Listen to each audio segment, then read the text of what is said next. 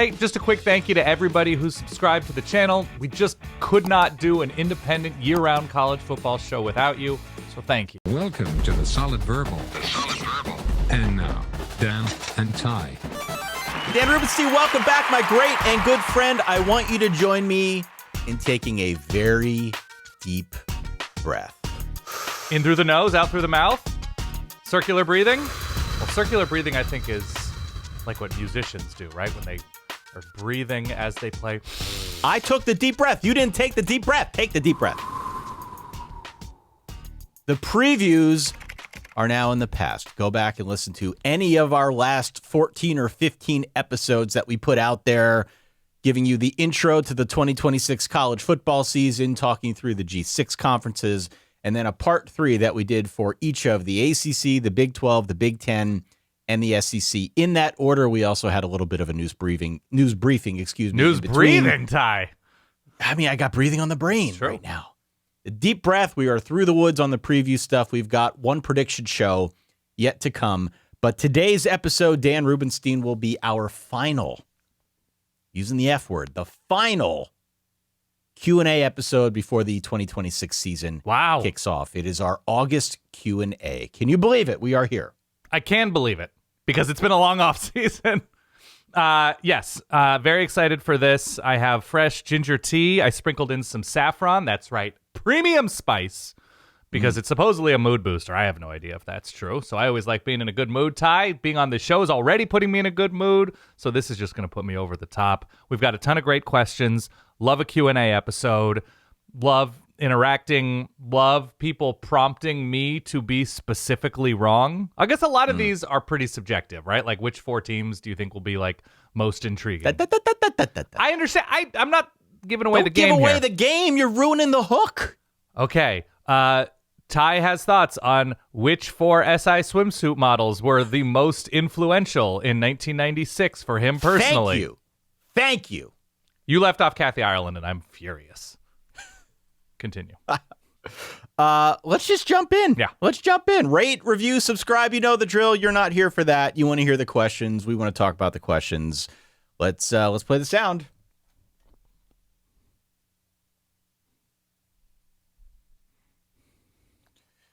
Once a month and as often as we can during the season, we like to pay kind homage to the wonderful Verballers that send in messages.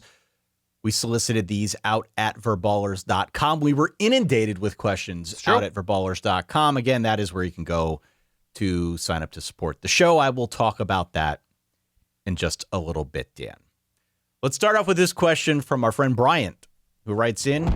He says, did you play a sound there? Yeah, that was... what was that? It's been the summer of Christopher Nolan, and so I just want to add some of that effect-driven soundscape to the Solid Verbal. Soundscape, geez. I just these questions are landing to me in a very not influential, in a very impactful way, Ty. We never should have given you a soundboard. I know, it was such that a was mistake. my first mistake. Yep. I take ownership of that, but First question. This also Bryant helps says, me edit, and I can put in stuff if I'm playing a sound at each question. Continue. Bryant wants to know, he says, I know we don't have a 4-team playoff anymore for the best 4 teams, but I want to know, who are your top 4 most interesting teams going into the 2026 college football season? So we're going with most interesting, Dan. Not the best, but most interesting, which frankly makes for better audio anyway. Yeah. Interesting is subjective. What does interesting mean to you? What does government mean to me? Interesting means that when I turn on their game early on in the season, I'm not exactly sure what to expect, what is going to unfold. I'm not sure, like, if this team playing against this team is a great matchup, if it's a farce of a matchup. And to me, with college football, there is something about novelty, and we're getting it more because of the portal NIL era, but there is something about novelty to me where, like, there are your stable programs, and then there are your chaotic programs, and then there are your sort of newer look programs. And I think because this season specifically has enough new look programs or big, interesting question programs that, like, LSU is one of the four most interesting teams in the nation for me. Oklahoma State. Not just because of like a Drew Mestemaker, Eric Morris, new coach thing, but when you think about the depths of where they were, and they had the same incredibly successful guy for so long until he hit rock bottom at the end, that they are resetting that router and hoping for a fast connection. That to me is super interesting. I would add of the teams that don't have a new coach, like I'm going to some of these different conferences, like USC is super interesting to me, right? USC because of their schedule or the perceived strength of their schedule in this moment. Because of the competing narratives, right? Yes. Like, yes, they should have a killer offense. What's the defense going to look like under Gary Patterson? Yeah. Yes, it should be a good team. Can the good team, survive a brutal schedule? So there's a lot kind of in conflict. USC's on my list too. The window's open, by the way, Ty. Remember, the window's open, right? The championship window is officially open. So I'm feeling that breeze. How can I not respond? So USC is on my list. I'll give you one just because I think there's a lot of positivity that is cloaked in my LSU and Oklahoma State picks, and USC as well. The one that I'm like, it's interesting because it could go wrong in so many ways so quickly, and that's kind of interesting to me. North Carolina. Yeah. I mean, all the new coach situations sort of fall approximately in the same, distance from the interesting tree to me, right? That like Penn State, obviously super interesting. Sure. Of the teams, like the ACC has a lot, like Georgia Tech is really interesting to me, and that's not a negativity thing. There's Mendoza, and there's just a lot new for the first time in a little while for them. But North Carolina, in terms of like the pure, I don't know how this season's going to play out, the back pages, North Carolina. Yeah, I've got number one, Oklahoma State. You already know my deal with Oklahoma State. Yeah. Like I'm fully hook, line, and sinker taking the bait there. I'm convinced they're going to be a lot better than people think. Yeah. USC, for the reasons that you outlined, that I outlined, just because of the competing narratives. And I think they should be pretty good. I just don't know how they're going to hold up against that schedule. Florida, if you've listened to any of the previews or frankly any of our episodes over the last 4 months now, you know how I feel about Florida. I think if it works out the way I think it could work out, they could just end up being a big-time spoiler in the SEC. Yeah. And again, I've got them as like an 8-4 team. I'm not saying they're going to win the SEC or anything crazy, but I just think like a team like Florida being very competitive, being in a bunch of knife fights could make the SEC season all the more interesting. Yeah. And then I'm a sucker. I'm a little bit biased here. Virginia Tech. I think that's right. Look, it's Virginia Tech. New coach. And this, we've got Virginia Tech, we've got Florida, we've got Oklahoma State, at least on my list, all of whom have new coaches. But listen, James Franklin was at my alma mater for 12 years. Mm-hmm. Now moving down to a new team where there is some passive aggressiveness. It's clear that he doesn't like the way things went down at the end of his tenure up at Penn State, which I totally understand. Yeah. But I look forward to the quotes. I look forward to what should be a nice start for Virginia Tech this year. And, we'll see to what end they can carry that momentum through, that presumed momentum through as we get into the month of November. I'll stick ACC. This is like a bonus also receiving votes in terms of a team that's massaging my shoulders and neck just how I like it.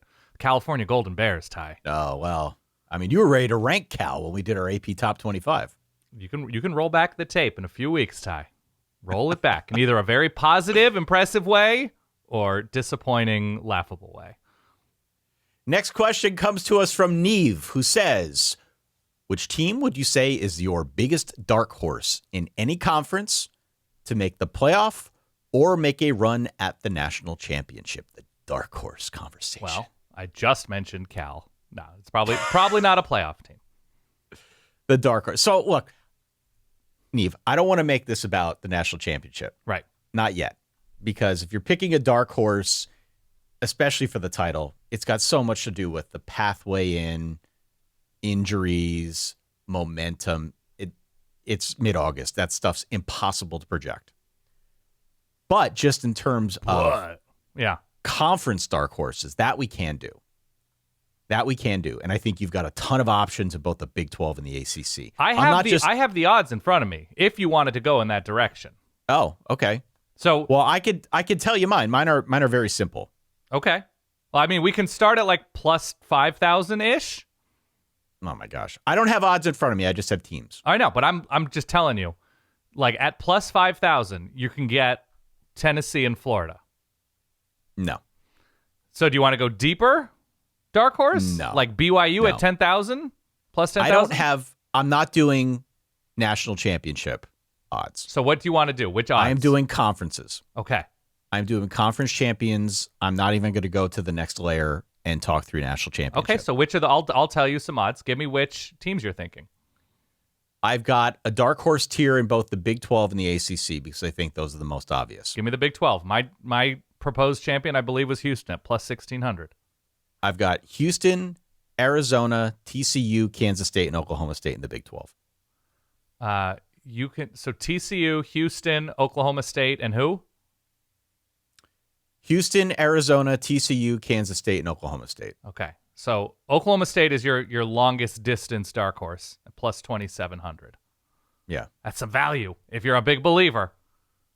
I don't know what that offensive line and that defense is going to look like. I think the defensive line will look better than people are expecting. But yeah, I mean, there's obviously questions. There's a reason they're in the dark horse here. But those would be my 5 teams. Yeah, in the Houston Big 12 4th, TCU 6th in terms of the conference winning odds. Yeah, dark horse to varying degrees, obviously. And then over in the ACC, my dark horse tier is NC State and Virginia Tech. Okay, I'm not going to allow you to fall for NC State again. I'm doing it. We're going to schedule a call at the end of the year like we do for Minnesota people when NC State inevitably lets me down. I think you're better off if you're looking for an ACC dark horse. I don't have the schedules in front of me, and that, obviously, you know how I feel about the California Golden Bears. You either have to find, in my opinion, a quarterback where you're just like, that guy, if he reaches his ceiling and catches fire, who knows? Or a defense, which is a lot harder because of all the new pieces that everybody has. But you have to be a believer in the defense and the coordinator and perhaps the quarterbacks they're facing, because just getting to the championship game in the ACC is difficult with the tiebreakers, and I know that they're redoing some of them. So I think you could feel a certain way about Louisville's defense. I don't hate SMU; they're third most likely. But if you're going darker horse than that, I was going to say, but that's not a dark those are horse. like some of the favorites, right? Yeah, I would say you could talk me into Pitt or Georgia Tech. Like it's Mendoza and it's Heinschel. But at least there is something like to Georgia Tech's recent past of competing at a high level in the ACC and winning a bunch of games, beating Miami a couple of years ago, competing with Georgia year in and year out, it seems, recently. Took them to 44 overtimes a couple of years ago. That, to me, is at least a combination of maybe head coach, quarterback, and I don't believe in the Georgia Tech defense, but you can talk me into like the Pitt defense most years. Now, the reason that I didn't list off any SEC teams, nor did I list off any Big Ten teams, is because even among the teams that I could see going on a run, I just don't see any of them as dark horses. And I suppose what dark horse means to you is a separate conversation. Right. But I just, like, if you told me Tennessee won the SEC, I wouldn't be like, oh, they're a dark horse. Tennessee's They have the 8th best odds, though. That's pretty deep. Yeah. What about national championship? Like, I didn't go that deep with it, but conceivably, if you've got the odds in front of you, which team with the longest odds could you see going on a run and maybe winning this thing? You're talking coaching, talent, quarterback, defense. The schedule to get them in the playoffs to begin with. Right, the schedule to get them there. I don't think I would go terribly further than... Oof. Like, it gets hard, especially if we're talking dark horse. Right. Because dark horse almost implies that it's a team that nobody saw coming. And most of the teams that I think are going to be in the playoff, have a run at this thing, they're going to be name brand teams, right? They're going to be blue bloods or blue blood adjacent teams. I wouldn't go farther than USC at plus 3,500. And so that is 3,500. Okay. 1, 2, 3, 4, 5, 6, 7, 8, 9, 10, 11, 12, 13. They have the 14th best odds. Right. Okay. I think I would give you the field happily after those 14 teams. Okay. Fair enough. All right. Shall we move on? Let's go to Jared, who says, how many teams in the Big Ten or SEC can you build a hypothetical 9-3 resume that would get them into the playoffs? Yeah. Texas seems obviously in at 9-3. I don't know about obviously, Jared. We can talk about that. How many others could get close? As an example, not that it is remotely likely, but let's say South Carolina goes 9-3 with losses to A&M, Oklahoma, and Georgia, but wins at Bama and Clemson and at UF, Florida. Right. Is that playoff worthy? So look, having no idea how any of those teams actually are. Yeah. Right. But here's the thing. Okay, I'll oversimplify this. Yeah. This basically needs to be a team with a brutal schedule that also has a couple big wins. Yeah? Yes. He's talking both Big Ten and SEC. Yes. I think any SEC team that goes 9-3 is going to have a PR machine around them, the likes of which we have not seen maybe since Alabama a year ago. I mean, since last week? Since last I mean, this week. is an operation that is ongoing. Yeah. Yes, the PR machine is already starting. It's a gauntlet. Around. Do we have the sound? Do we have the gauntlet sound at the ready? The SEC is a gauntlet. Yeah. So I think any SEC team with a 9-3 regular season, given the changes to the schedule, and this isn't even me poking fun. It's just, this is reality. There's going to be a PR machine around that possibility, and I wouldn't want to rule it out. Over in the Big Ten, the only three that I listed because of their schedules are USC, Ohio State, and maybe Michigan that I think would have a claim to get in at 9-3. Okay. I think it's more about the manner than the actual path, because people aren't going to say, okay, I respect this team's schedule, they should be in. Nobody respects anybody's schedule. That's just sort of the nature of the beast with college football. I think you could get the widest collective acceptance of a 9-3 team from whatever power conference. If we are talking about a loss, perhaps without a starting quarterback healthy. Yeah, right. You're talking about a last second 28-27 kind of loss. You're talking about a loss on the road in a hostile environment that people felt like, that they lost on a Hail Mary and they didn't get the snap off before the clock stopped, and for some reason they didn't review it correctly, right? That there's a circumstance that we collectively are like, that's kind of BS that they lost that game. I think there's wiggle room for that type of 9-3 season. I think that those 9 wins have to be a combination of clearly taking care of business against the perceived lesser on their schedule and looking especially impressive, even if it's a close win, against the better teams on their schedule. Like, I think you can construct an impressive 9-3 season, but I think there has to be sort of dotted I's and lowercase J's and crossed T's along the way. Like, when you talk about Texas's season last year and Sark's going on and on about, like, if we had just scheduled like Bowling Green instead of Ohio State, I think that misses the whole point, but he's not there to make a cogent point. He's there to defend Texas. I think when you look at the totality of the strength of Texas's performance, there's a reason why the PR machine is like, everybody's the 85 Bears in this conference, right? That, like, you have to defend beating Mississippi State in overtime and nearly losing to Kentucky and losing to a Florida team that, was about to fire their head coach. So I think if a team does take care of business and we widely agree that those losses are understandable given the circumstances, then I think there is a realistic chance that a 9-3 team can get in. But again, I think I's and J's have to be dotted along the way. Let's go to this question from Dan. Yeah. Lane Kiffin made a bet. He made a bet that was true for decades, And he's making the bet that it is still true today. That bet is the birthright of certain groups of schools to consistently have an advantage over other schools, win 10 games, and compete for titles. Do you think that's the smart play in an era where schools like Oklahoma, Michigan, USC, and Florida are inconsistent, and schools like Vandy and Indiana can have double-digit win seasons? So, first off, this is a fabulous question. Yeah. I would expect nothing less from Dan, who always sends in fabulous questions. Thank Yes. you. Apex Verballer. Apex Verballer, right? He is saying, in effect, do we still believe that programs like LSU are worth jumping over to? Because they still have a built-in advantage, even in an era like this, 2026, where so much has been thrown into a blender. Right. I think several things are true at once. I spent a great deal of time in the shower thinking about this very question. Okay.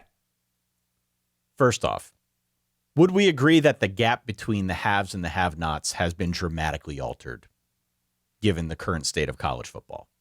I think so. Yeah, I think the deepest teams aren't quite as deep, and the advantage of being able to weather injuries at specific positions has been lessened.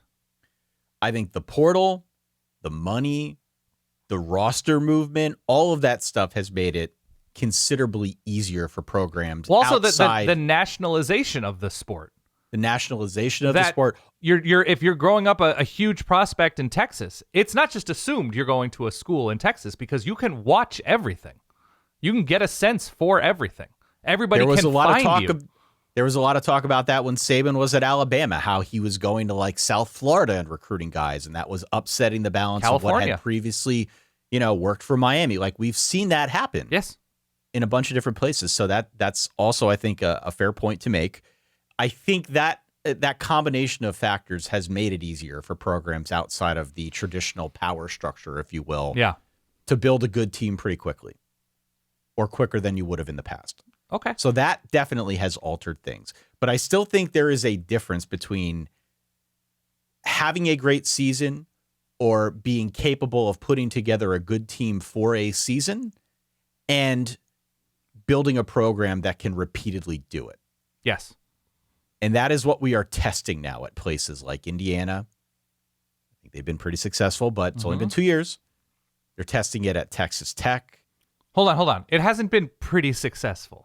Well, the Indiana Hoosiers won a national championship in American football. I'm being understated, you idiot. Why? I'm being understated. It's worked so far. Maybe it'll bottom out. I don't think it will. Don't be understated. Indiana was the biggest success story in the history of the sport, all things considered. I feel bad calling you an idiot. My apologies. It's okay. I've been called worse. There is a difference, though, between doing it once and doing it over and over again. And I think that's probably where Lane is at. I don't think Lane is saying that Ole Miss can't win big, even though he kind of implied it in leaving. Right. But I think what he is saying is that if LSU and Ole Miss are both really well run, LSU still gives him more resources. It certainly gives him more margin for error and probably more chances to win a title. Right. Again, the built-in advantages of being a blue blood aren't as automatic as they used to be. As Dan points out, we have seen the inconsistency at places like Florida and USC and Oklahoma. I think that's all a testament to this. But I think the hierarchy has changed and not disappeared, if that makes sense. Like, everybody has a better chance now, but some programs still get more bites at the apple. And that probably is why Kiffin made the move over to LSU. There's also a prestige element to this. Yep. That I don't think Dan really references in his question, but I'll reference in my answer.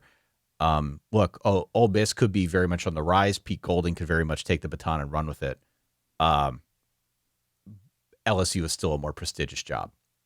And so I get it on that front. I would say if that's something that you're after, and on some level I think Kiffin was, going to the more prestigious program, even if it doesn't necessarily guarantee you a better crack at the national championship, is also something that needs to be considered here. Yeah, I think as much as the sport has changed and as much as the field has been leveled in a lot of very specific ways, status can't be ignored. And I'm not going to sit and tell you can't win a national championship at Ole Miss. I'm not going to tell you can't build a championship roster and can't build a roster through both recruiting and the portal at Ole Miss in a way that you win the SEC going away and you destroy everybody on your path in the college football playoff and you hold up the hardware as the head coach of Ole Miss. I think it's 100% possible. I think there's a certain amount of calculated risk involved, and there is just more opportunity if you simulate 100 college football seasons in a detailed enough way. LSU, even under the current parameters, because of local recruiting, because of brand recognition nationally, because of the ability to bring a recruit to Baton Rouge, put them on the sideline, and say, now compare this to your other places. And if you're comparing it to anything less than one of those mentioned schools, if you're comparing it to any power conference program that doesn't quite have the number of NFL players, that obviously the jerseys are probably lining the facility at LSU, right? And you're seeing all the DBs and you're now seeing all the receivers that are in the NFL and thriving, right? That you're saying, oh, Justin Jefferson went here. Oh, Jaden Daniels and his argument about the number 5 jersey with DJ Pickett and Lane Kiffin went here, right? Yeah. We are all human. And so if it's all talent acquisition in the end via the portal or via recruiting, and you are walking through the halls of Michigan or LSU or Miami or any of those places, and they're telling you you can be the next Jonathan Vilma. I don't think any recruit has heard of Jonathan Vilma's time at Miami. But who's that? He is a contributor to, obviously, the modern Miami experience. Yeah. It's very difficult to ignore. And so you can win big at Ole Miss. But in terms of the math, it is easier if your goal is winning a national championship. And I think we can, with a certain amount of authority, say Lane Kiffin is driven by both winning a national championship and a good degree of insecurity that is fueling his desire for a national championship or even the ability to coach in a single playoff game. If you're just doing the math and you're looking at recent history and the number of different coaches who have thrived at LSU compared to the number of coaches who have thrived at Ole Miss, the math tells you that it's a juicier bite at the apple in Baton Rouge. Now, the way he handled it, I think is garbage. But if that is his defense of that move, that there's more status involved, it'll get you closer to winning a national championship more often, I get it.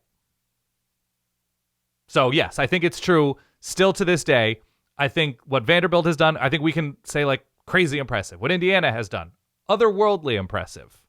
But not every coach is Curt Cignetti. And so you have to do the math. And a really great way to overperform and overachieve is by figuring out how to get the best players on your 2 deep. And I think it's a slightly easier deal at LSU. Bob says lots of coaches moved last year. Who is going to have more wins this season?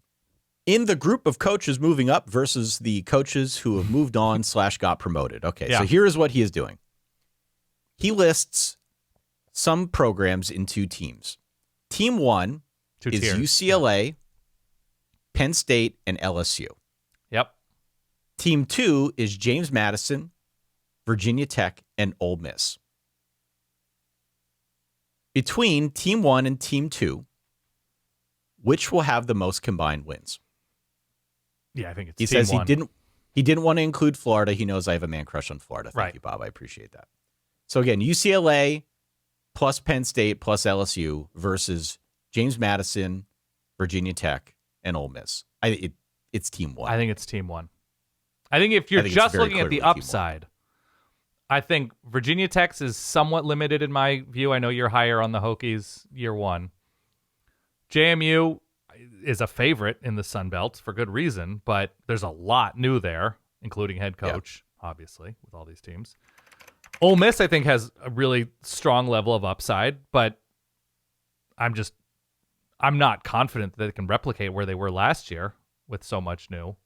Penn State schedule, LSU talent, UCLA I don't think is going to win a ton, but I think I'm going team 1 because of just collective upside. I do think it's an interesting proposition, though, because you can probably match up LSU and Ole Miss You can probably match up Penn State and Virginia Tech, and you can match up UCLA and JMU. Obviously, that's what he's doing here with how he kind of set up this whole coaching Team 1 versus Team 2. But I do think there's a case to be made that a lot of those teams are going to be level with each other. So it probably would be relatively close if we want to keep track of it throughout the course of the year. But I still think I would err on the side of Team 1. Yeah, same. Next question. This next question comes to us from Gary. With opening weekend on the horizon, what is the one thing you are most looking forward to this season? Bigger picture question. Yeah. I have what I believe is a thoughtful answer, but why don't you go first? Oregon and Notre Dame in Las Vegas for the national championship. The most poetic possible finish. The Solid Verbal. The Solid Verbal, both as a season, and it's the end of the podcast. If Oregon I think that wins. would be the end of the podcast, yeah. That would have to be the end. And we wouldn't even record a recap.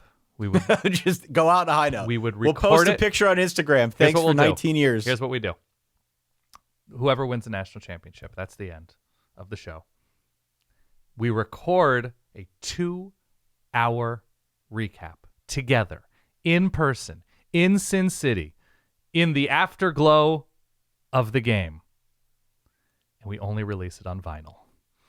This is your dream, the vinyl That's thing. my dream. $100. Can you fit 2 hours? I don't know how much you can fit onto a single record. I have no idea. Probably not. It might have to be a double vinyl offering for $100. It's the final episode. Where do you even put music on vinyl? Is there like a... So vinyl is sort of a wax disc. Right. And it's recorded via, there's specific machinery that gets the sound onto the wax disc. What do you mean, where do you get it? How do you even procure a custom vinyl? You go to a recording studio. What do you mean? How does anybody procure custom vinyl? I don't know. That's what I'm asking. I know how we make. You can this. actually. So I know went how to. you I think make a it's, cassette, but I don't know how to make a vinyl. I went to in Nashville. I think they have a location in Detroit as well. Third Man Records, which is Jack White's record store, but there's also a recording studio, and you can, I think, record directly onto. I don't know if it's directly onto vinyl or you record onto analog tape and then the vinyl is pressed, like all in one studio there. So like if you and I started a band, we could go there and record and walk out of there with a record. So I just assume there are places who can take a digital file and turn it into a record, a pressing studio. I'm going to have to go on YouTube, go down a rabbit hole or two and see how the sausage gets made. We get 10,000 pressed double records, and it's $100 each. And then we're out $100,000. I think we could move it. Maybe not 10,000. That's a lot to ask. Next. Oh, okay. So what are we most looking forward to aside from that very specific scenario? So, I mean, we do a college football show. I'm looking forward to all of it, Gary. But let me point out a very specific feeling. Okay. That I wish they could bottle up and sell over the counter to sickos like us. And this kind of dates back to when I was working the mysterious day job, and I was in that state of trying to keep both the job and the show going at the same time. Yeah. I would get an incredible rush on that first Thursday before week 1. Yeah. An incredible rush. Something about that Thursday was always a balm for the soul. Yeah. The soul of a corporate drone. Tiagra, right? if you will. Yeah. Tiagra. Thank Yeah. you. That's beautiful. You're welcome. Well constructed. Thank you. Like when work's killing you and you feel like a hamster on a wheel and you're just looking for something to kind of get you over the hump and get you through to the weekend. There was always something uniquely hopeful about that first Thursday. Even in the era of doing more on week 0 and all that. Yeah. Something about that first the crowd Thursday and of the games. flyover. I remember there was a South Carolina game and the sandstorm of it all. Yeah. Oh, yeah. I remember I raced home because I remember Carolina played that game. Kenny Trill? Kenny Trill, a little bit earlier in the day. Yeah. And I'm like, I'm getting home. I gotta watch this. I'm getting food. I'm going home. Kate's not home yet. I was fired up. Yeah. And it's sort of like reaching the finish line of the offseason and the starting line of the new season, both in one. Yeah. That rush, if I could bottle that up, if I could sell that, I would be out of the podcasting business altogether because everybody would buy it. Yeah. So what am I looking forward to? I am looking for that feeling again. And I only get it once a year, and it doesn't even matter that I'm not at the office anymore, but something about that very first Thursday to me is what this is all about. So I'm getting like, yeah, you're getting that goosebump situation. I'm getting like the hair on the back of the neck. Yeah, it's. This is why we do the show. This is what it's all about. Yeah, to me, it's the moment right before. It's not necessarily that first Thursday, but big games, especially early on in the season. Like I'll feel it right before Ohio State, Texas. I'll feel it obviously before the first Oregon game because they're playing a legit opponent in Boise State. I'm sure you'll feel it before the first Notre Dame game happens. I guess it would be 2027, right? The next big Notre Dame game. No, it would be the Miami game. How many November weeks into 7th. that? BYU? BYU first in October, and then Is Miami, BYU goosebump worthy for you as a snooty domer? Snooty Domer? I don't know. You're not an alum, but as a Notre Dame fan who I think so. Do you I feel think so. nerves? Do you feel excitement?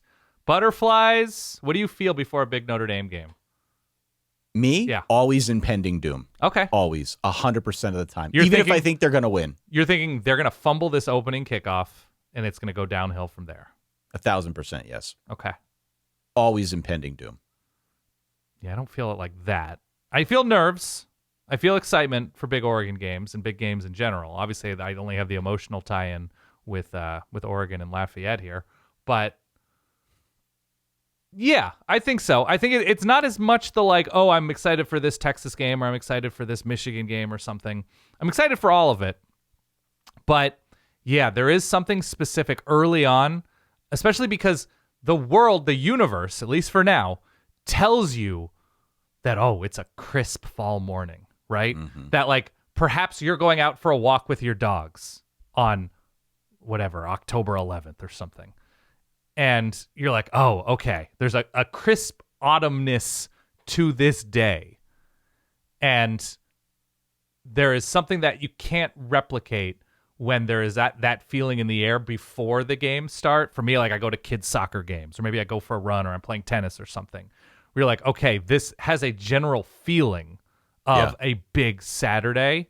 Even if the games aren't huge, that you're just like, okay, I'm in my routine. I'm doing this. I'm doing that. And now I settle in on the couch, right? Here we go. That's something that I always look forward to. And I don't know. That's just a college football thing. I'm going to do my best to watch it with more people Saturdays this year. Because the other thing I would add is because we do this show like we do, we don't get to go to games all that often. So going to the Michigan game 2 years ago and going to the Penn State game last year, like I felt something that I don't usually feel about the sport that you can only get in person. You can only get wandering around to tailgates. And I'm envious of the people that get to do it. And I know that someday I will return to that hallowed routine. But if Notre Dame or Oregon win, we can call it all off and we can do like a road tour next year. I would. Oh my God. Our wives would love it, I'm sure. Look, next year would be third grade and first grade. Two of the least important grades possible. They're not doing much. Right. They're learning to read. They're doing some math. There's social skills needed. But we could take a third grader and a first grader and free interns, Ty. Free. I could teach them to edit. Yeah, I'm all in. Do you want to know a text I just got, by the way? Sure. This is not a anything to do with college football, but this is just who I am as a human now in 2026. I just got a text. I don't know who this person is number-wise. It's like they're not in my phone. They introduced themselves via text, and it said, "Hi, Dan. This is so-and-so from so-and-so address. I'm wondering if you have any extra grande cheese I could buy off of you.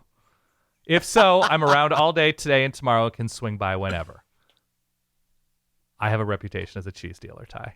I was going to say, you're an illicit cheese This is dealer like now. the seventh person because I figured out how to procure the most in-demand pizza cheese.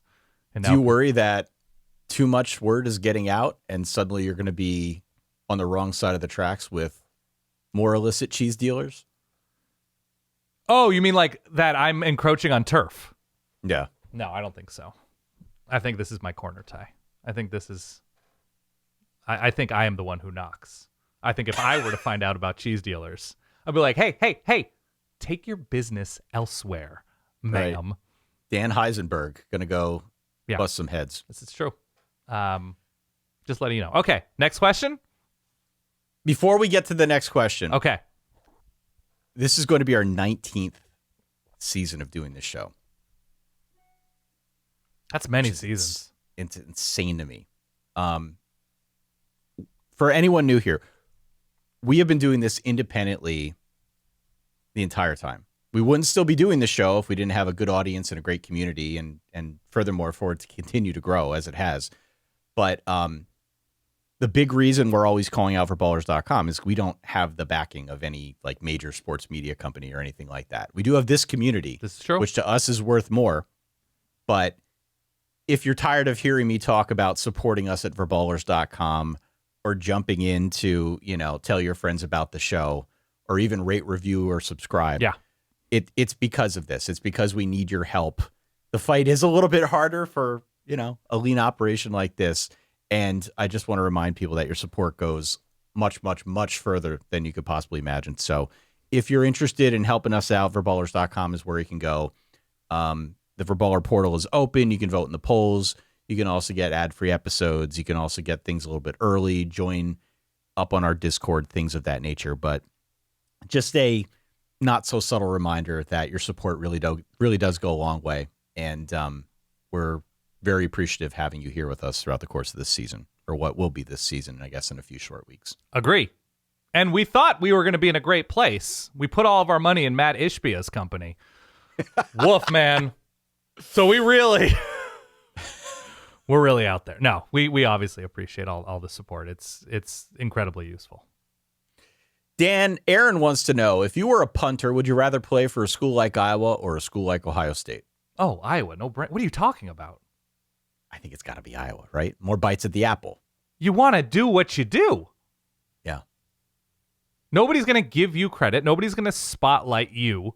Like, look, if you put one in the coffin corner for Ohio State and it is the defining change in momentum and move to beat Michigan because you bombed a 53-yard punt and it rolled out at the 6-inch line, you will get your flowers.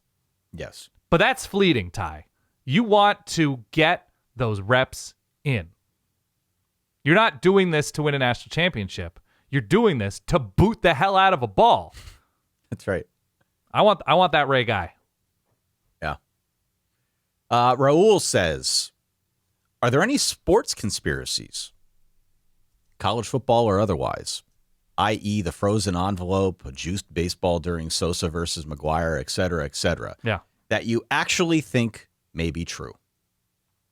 Sports conspiracies. I've long suspected that one of Wake Forest's announcers was selling off Wake Forest playbooks before games. No, that I think that came out. I think I've talked about mine on this show, haven't I? College football or sports in general? College football. Okay. My theory is that the networks conspire to put the commercials on at the same time. Oh, okay. That you're watching one game, it goes to break. You're like, Let me flip over to Fox. Yeah, F this. I don't need to see another Sky Rizzy commercial. Mm-hmm. I'm going to flip over to Fox, and they're also showing the Sky Rizzy commercial. Yeah. That's my conspiracy. That's very I know difficult it's to not pull true. off. You It would need a be lot of incredibly moving difficult. pieces to work out But together. if you watch games on Sundays, Yeah. if you're into the NFL, I feel like it's even more prevalent with the NFL. Really? Yeah. It's crazy. I know there are certain commercial windows that are baked into the way sitcoms and stuff are produced. Like if you're watching a rerun of The Office and you're interested in a different rerun of The Office on a different channel, or I don't know, all these networks, they show like one show each. MTV only shows the Rob Dyrdek show. So Right. you flip over because your show has gone to commercial and they're like, oh, everything's a commercial, 12 past the hour. Conspiracy theory that I hold to be true about sports in general or college football. I mean, I didn't really have one, and then Flo Balogun got his red card rescinded, and we couldn't even come up with a conspiracy theory. It was so out in the open. Right. No, I don't think I truly have one. I obviously think, Michael Dyer was down, and I'm still investigating it. On Dan Rubenstein Finds Out, a new podcast being released at Meadowlark. No, I don't. I'm trying to think of anything on the TV level, anything in the sport level. This would be a good topic for other ballers to write into solidverbal@gmail.com. Yeah, I want to know the conspiracy theories, and I'll respond to your conspiracy theories. Here we go from Richard. Marching band covers of film scores are a time-honored tradition. Agree. With the Odyssey dominating the summer pop culture discourse, we are almost guaranteed many Odyssey-themed covers floating around stadium rafters in 2026. What is your favorite movie theme to be blaring through the screen in a tense moment on a Saturday broadcast? Extra credit for a specific team. For example, Florida playing Jaws with the Gator Chomp, Georgia playing the planet Krypton at the third quarter break, or even Conquest by USC coming from the 1947 epic Captain from Castile. I like the have USC any band playing specifics? Tusk, although that's not a movie score. That's just a Fleetwood Mac song, right? Right. Way back when the Oregon band did the theme, they did multiple parts of the score of the Pirates of the Caribbean. Oh, yeah. I don't think I've seen any of those movies. Not for any specific reason. I just haven't seen them. Right. But it's like a surprisingly epic score and soundtrack. Bum, bum, ba, ba, bum, bum, ba, ba, bum. Like, that was really cool. And I would actually listen to a recording of the Oregon Marching Band when we were at tailgates before Oregon games, and that would get me hyped up. My 20s were different, Ty. That's all. I don't know. I know songs. I don't know. I'm trying to think of like scores that get me going. Like there's the classic ones from like Jaws and Indiana Jones, those Star Wars, that kind of stuff. That's all ancient. Right. What I was super impressed by, and I've mentioned this before. I think you know where I'm going with this. Yeah, I do. Whoever made the video of Michigan coming out to Sicario in Columbus. Oh yeah. When I'm in the movie, I'm like, this is a cool score. But like, I don't have that kind of recall in my advanced age of specific scores anymore. Any of the epic stuff, any of like, the Braveheart and Gladiator, that kind of stuff is always great. But that's Sicario. Because the Sicario thing, it wasn't like an earworm. It was just like the ominous nature. Yeah, controlled intensity. And then right? that paired up with, and it's by like Johan Johannesson, or there's some, whoever it was, the composer was killer. But paired with the imagery of Michigan on the road entering the arena, that kind of stuff is super cool. I just think it needs to be done in post-production, maybe more than in the stadium. But I couldn't tell you what the Odyssey soundtrack was, both because it broke my eardrums while watching the movie, and also because you're just so like wrapped up in the movie, and it was all epic and all crazy. So, yeah, something like that is always killer for me. I just think the honest answer from me is also one that has been tried and done many times over, the Imperial March from Star Wars. I love that. Yeah. And it's not necessarily the theme from Star Wars, but it is one of the most prominent songs in Star Wars, the Imperial March. I love that. I love when they play that. It's a perfect third down song. Yeah, they Absolutely do. What does Notre Dame have a current, or Penn State? Do they have? I know Penn State had Penn State has everything. Penn State's throwing everything at the wall. Because they had Mo Bamba forever. They're trying everything. Are they continuing Mo Bamba with Matt Campbell? They're continuing everything. Okay. They do everything. We were there for the whiteout. They played all the songs all at the same time. Somebody needs to get like that house in order. Right. I'm not saying it's not fun. It was a religious experience. Yes. But somebody over there with the blue band and working the stadium PA system, they need to like get everybody together and make sure it feels cohesive, because what they're trying, or what they tried in the Oregon game, was all of the songs all at once. We have Lion King, we have Mo Bamba, we have they're all playing at the same time. Pick one. I don't need them all. Pick one, pick a lane, pick a theme. Let's roll with that. I'll tell you this, Ty. If there's a coach, a GM, an athletic director listening, and they're looking to up the intensity of the in-game experience via the marching band. I don't believe this has been used on a score, although it probably has been. How about... This is pretty intense.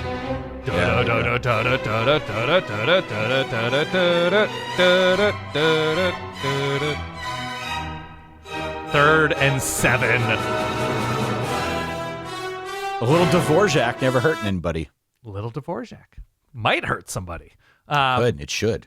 Yeah, I think there's a lot of wiggle room here. No, Oregon does like Wolf Mother, like Joker and the Thief on third downs, where it's like the guitar dun dun dun dun dun dun dun dun dun dun dun dun. So it's pretty good. A little bit of Hangover, right? A lot of places are doing that. Yeah. Okay, let's do a few more here.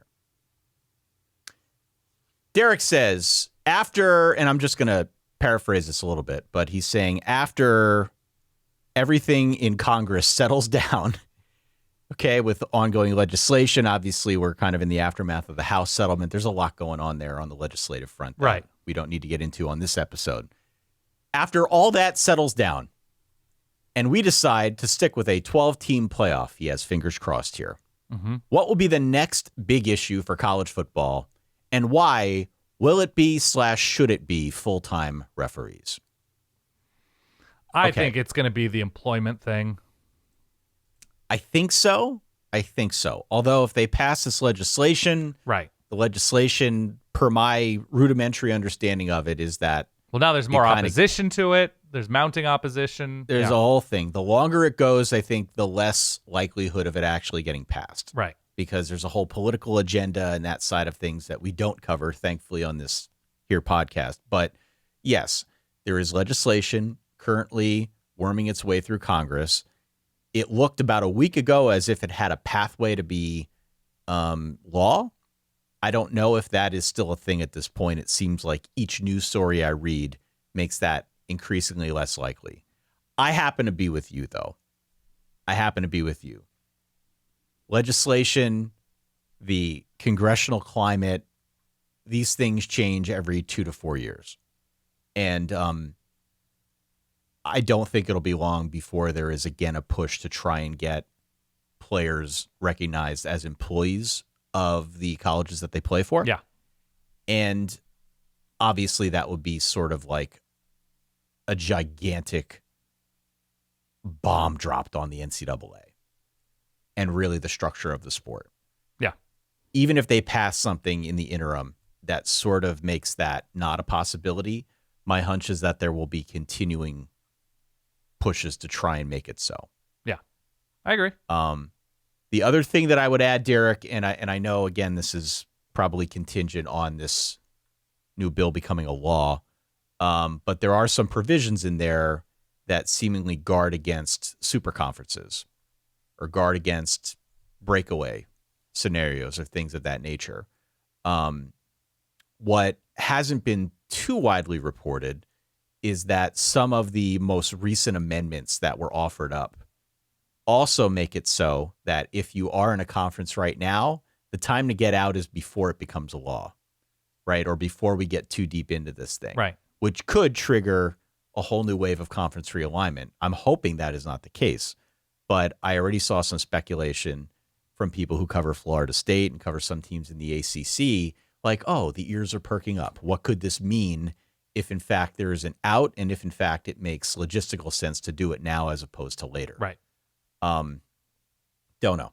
Don't know where that goes, but that's something else to keep our eye on. The infusion of private capital into the sport and what that in the long term may mean for how programs are run, what operations are like. That's something to monitor. Yeah, I don't think the TV experience is going to be crazy different. The playoff growth is going to be something that people are going to yell and argue about. ESPN was shooting for like 16 or 20. Fox still wants 24. I think that's going to be ongoing until the next deal is there. Just a lot of change, man. A lot going on. Kurt Signetti's hair, I think, is... Have you seen the latest? Did you see any of the video with him and Reese Davis? It looks a little darker. it doesn't look darker to me. It's not No? it's not the color. He Oh, it's shaved the sides of his head. It's a little bit tighter, yeah. Not a little bit tighter. It's fully tight. Is he going with like a 1 or a 2 on the sides? Buddy, it's like skin. You think? I think it's you're seeing all scalp. Like there might be a little bit of hair there. Take a look. He just did a video with Reese Davis. It doesn't look bad. Yeah, to be look at clear. this. Oh, I didn't see this. Yeah, look at that. Oh, wow. Very tight. Do you think that's a stylistic choice, or do you think that's a choice because he's a very busy coach and doesn't want to go more often than he absolutely has to for a haircut? Well, when you look Like at his hair history, he always keeps it pretty tight. Like, Yeah. There's nothing flowing about the Kurt Signetti scalp experience. No. But he's changed it up a couple times in the last few years. Went darker, was grayer, and now went borderline bicking the sides. Real tight I shave. see it. Oh, that looks like a 1, Dan. Yeah. I think that can't be. It's The not over-under beyond a is one. That's a 1.5 over-under right there for that. I think it's a half over under. Wow. Yeah. Do they make a half guard? I don't even know if they make a half guard. No, in terms of other things that, I mean, the players coming back after they were like NFL camps, if there's some sort of huge player that does it, maybe that's a thing that really riles people up. By the way, we did get a question about which retired NFL player would have the most impact on a current college team. I think it's a very easy answer. Retired Which NFL player? retired NFL player? So Okay. you would have to assume that they're like vaguely in football shape. Like you Sure. can't have seen a picture of them like, oh, they gained a bunch of weight. And maybe Right. retired relatively recently. Where you're like, well, the best of like the recently retired Barry Sanders experience would be great for Oklahoma State. Barry Sanders is not recently retired. No. You're thinking like Tom Brady? I think it's TB12. No question. Yeah. Okay. He has stayed in shape. And if you replace Bryce Underwood with the best quarterback and arguably in the history of the sport, definitely the Right. winningest, and just Tom Brady out there throwing BBs to Andrew Marsh and JJ Buchanan, yeah. I'm going to do one more question here from Kevin. We're going to use some of the spillover in our Thursday bonus Oh, episode. good. Or I guess as people are listening to this on a Sunday publicly, you can go and listen to the Thursday bonus episode Yeah. out at verballers.com if you want to hear some of the spillover. But after I do that, and before we put a bow on this episode as we come to the end, I am going to give you an opportunity to ask me one question. It could be any question, anything you've ever wanted to ask me, Dan. Yeah. And I'm doing this only in this instance because I still feel bad about calling you an idiot earlier. Oh, you shouldn't feel bad. I think you hit the nail on the head. I'm going to give you that opportunity Okay. as a payback. But Yeah. first off, Kevin says, my friend and I, Arkansas fans, sorry guys, we hit one SEC road stadium a year. We've been to Ole Miss, Mississippi State, Auburn, Florida, Tennessee, and this year A&M. Yeah. Which stadiums are on your bucket list? You're the best suited to answer this question. You have been to far more than I have. Yeah. I think you're way more informed on this front. I have a couple favorites. I have a couple that I'd like to go to, but I always turn to you when it comes to which stadiums that, should be higher on the bucket list. So can you give Kevin a little bit of advice here? I always appreciate a stadium that is part of something interesting geographically, or is like amongst something interesting or adjacent to something like the mountains of like Boone, North Carolina, and going to an App State game. That seems like it would be so fun, like to go to Boone. It would be so fun to go to Provo, right, up against the Rocky Mountains, that kind of thing. Even just like Washington or Tennessee, I think are super interesting because they have the tailgating element on boats. Like the stadium experience itself, there are a lot of great ones, and it's really hard to screw up. I'm trying. What are the ones he listed out? He listed out Ole Miss, Mississippi State, Oh, Auburn, SEC Florida, ones. Okay. Tennessee, and A&M. I could just tell you my bucket list, but number one for me is probably Tennessee because of the sailgating, Yeah. because it's a huge stadium. And, Vol Navy. you Yep. know, yeah, the Vol, like all that stuff to me is very appealing, and I'd love to get down there to see a game at some point soon. Yeah. That's number one on the bucket list, on the rotation. I don't know, whatever. That's number one for me. Yeah. But look, this Kevin is specifically talking about SEC stadiums. So is there a stadium not listed on that list? He doesn't have LSU. LSU is pretty terrific. It's a great time. Great if food, you had to give great your environment. top 3 SEC stadiums for Kevin, because you've been to most of them, how would you rank them? LSU is great. The tailgating at the Grove is a unique experience for Ole Miss. A&M is really fun in stadium. I'm not sure like the College Station experience matches it. I mean, it's fine. It's a college town. I loved Athens. Athens Georgia is quite was fun. fun. Maybe it's Georgia. Yeah. Okay. Final question goes to you, Dan Rubenstein. You get one. All right. Make it count. Top of my head. F. I Mary never do Kill this. Alvin Simon Theodore. Alt, you can do Huey, Dewey, and Louie. I don't know. Okay. Snap, Okay. Crackle, Pop. I don't. I have questions on here that were intriguing, but if you want to save All them, right. Well, you could pick one more. Go ahead. You get to pick the last one then. okay, I'll pick the I last feel question. like I owe this to you. Okay, we had a question about. I'm finding it right here. Are you worried about this is Chris. Are you worried about the intensity of rivalries lessening because more players are at a school, not because they grew up a fan of that school, but because that school offered the most money?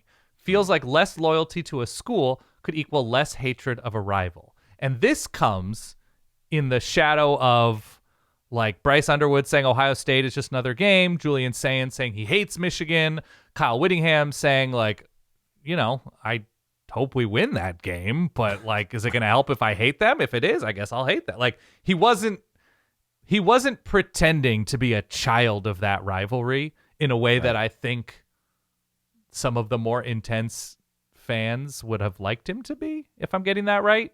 So what say you, Ty? Am I worried about the intensity of rivalries? No, I'm not.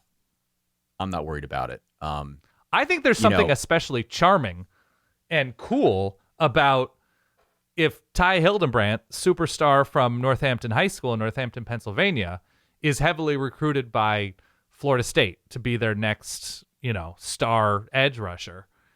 And he gets an education on Florida State or Florida State, Miami. And it actually makes it cooler that an outsider comes in and is like, this is the coolest possible thing. I love it. I'm wrapped up in it. Screw Miami. Screw Florida. Let's get it. Like, there is something cool about coming in and being absorbed into the hate stew. And like, oh, this guy gets it. Ty didn't get it growing up, but he gets it now. And that's awesome. Yeah, I think this is kind of a bogus question personally. But I understand it. I understand it. No, there's I understand why you asked it. A transient nature to the sport that, Sure. I think the meaner of us would call players mercenaries, right? That they're just chasing a dollar, that they don't care where they end up. They go where they're told to go. They like the check clears and they're on to the NFL.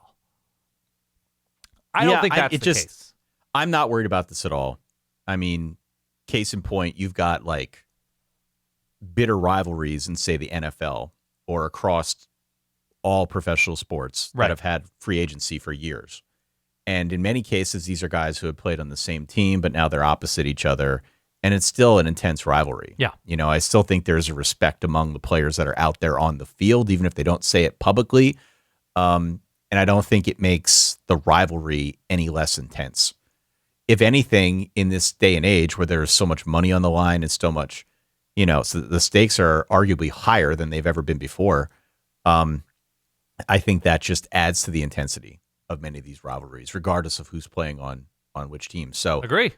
I read this and I was like, I did sort of hand wave at Chris. I did. I got to be honest, because I don't think that's going to play as much of a factor as your question might make it seem. Yeah, I'm pretty sure the Michigan-Ohio State rivalry was pretty intense when Tom Brady, son of Northern California, was able to come in and become an eventual star for Michigan, right? That Ohio State has had players from everywhere. Alabama has had players from everywhere. Auburn has had players from everywhere. Maybe Lehigh and Lafayette are more based in the Northeast. People grow up with, an understanding of that. But no, I think, Cal Stanford players are from different places. USC, UCLA players are from different places. I mean, Julian Sayans from Southern California Yes. talking about hating Michigan, right? Like you can be Yeah, and he went to Alabama to start his college career. Yes. You can be sort of indoctrinated into a rivalry. I think and the feel intensity is for the fans and for the alums. Yeah. I agree. And I don't think that is apt to change anytime soon, despite the fact that everything from underneath our fandom seems to be changing every other minute. Well, we are, though, sort of, I've used like shadow and afterglow a bunch this episode, but like Michigan had Jim Harbaugh, who is the most Michigan person possible, and like instituted the like beat Ohio period of practice, right? That was Niagara for the Michigan faithful. And so sometimes you get like that perfect storm of intensity, but no, I'm not worried either. Why don't we leave it there? Okay. As I said, go back and listen to our bonus episode on Thursday, where we will cover any spillover, anything that we found interesting, frankly, anything else that we want to talk about. Verballers.com, again, is where you can go if you want to support the team, help Dan and I out. Don't forget to rate, review, and subscribe if you've made it this far in today's episode. Again, if you've got anything else to add, solidverbal@gmail.com. Yep. Dan Rubenstein, it is a pleasure as always. It is wonderful to do these episodes. I am thrilled that we got another Q&A episode in under the wire. Same. We will try to do another one throughout the course of the season. I'm sure we can find a Tuesday here or there where we talk through some of our Verballer questions. So stay tuned. We do like to poll the Verballerhood at verballers.com for those questions first and foremost. But make sure you follow us in other places too. Every now and again, we'll throw the invite out there as well. Agree. For that guy over there, my good friend Dan Rubenstein. For myself, Ty Hildenbrand over here in Eastern Pennsylvania. The dog slept through the entire episode, Dan. She was walking around a little bit. She slept through the entire episode. Well, that's just because she didn't have an opportunity to truly hear me. Well, I'm sure. Because she got your half of the show, but she has no idea what Niagara is in reference to. No idea what Niagara's about. No, no. Okay. For myself, Ty over here in Eastern PA. For my pup laying down over there. For that guy over there in Chicago, Illinois. Thanks as always for downloading, for listening, for supporting. We will catch you all soon. Stay solid. Peace. Thanks for watching, and thank you for at least considering subscribing to the channel. It means a ton.